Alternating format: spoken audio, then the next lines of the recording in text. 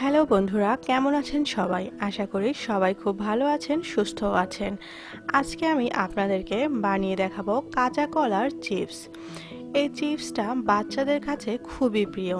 যেসব বাচ্চারা কাঁচা কলার সবজি খেতে চায় না, তাদেরকে যদি এইভাবে চিপস বানিয়ে দেওয়া যায় তাহলে তারা খুব আদরে এটা খেয়ে নেবে।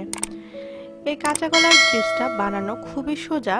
তো রেসিপিটি যদি জানতে চান তাহলে ভিডিওটি পুরোটি দেখবেন।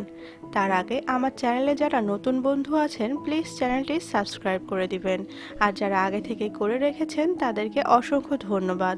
চলুন তাহলে দেখে নেওয়া যাক।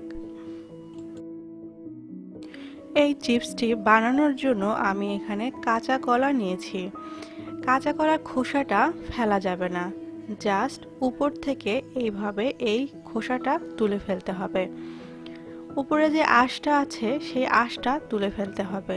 দেখুন আমি ছুরি দিয়ে এইভাবে উপরের আঁশটাকে তুলে ফেলছি। খুব সুন্দর পরিষ্কার হয়ে গিয়েছে। আমি এখন এটা থেকে পিস পিস করে কেটে নেব।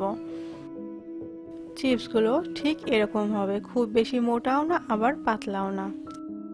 চিপসগুলো কেটে নেওয়া হয়ে গিয়েছে। আমি এখন এগুলো একটু পানিতে ধুয়ে নেব।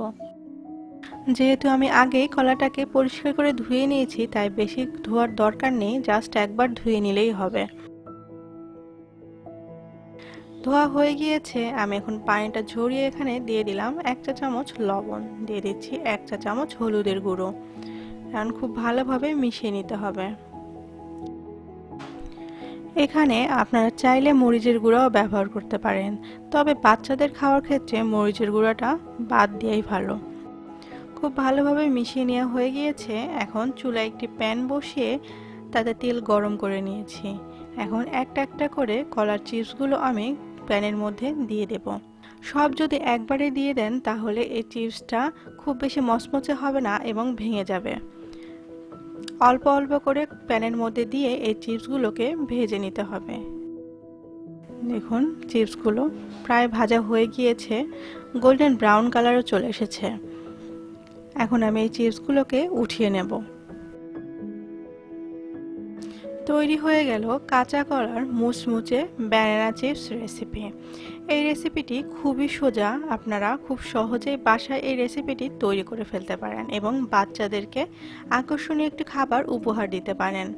তাহলে বন্ধুরা, আজকের আমার এই ব্যানানা চিপসটি যদি আপনাদের ভালো লেগে থাকে তাহলে ভিডিওটিতে একটি লাইক দিবেন এবং অবশ্যই কমেন্টস করে জানাবেন রেসিপিটি কেমন লাগলো। আজ তাহলে এ পর্যন্তই, চলে আসব নতুন কোনো রেসিপি নিয়ে। সে পর্যন্ত কেয়ার রান্নাঘরের পাশেই থাকবেন। সবাই ভালো থাকবেন, সুস্থ থাকবেন। ধন্যবাদ।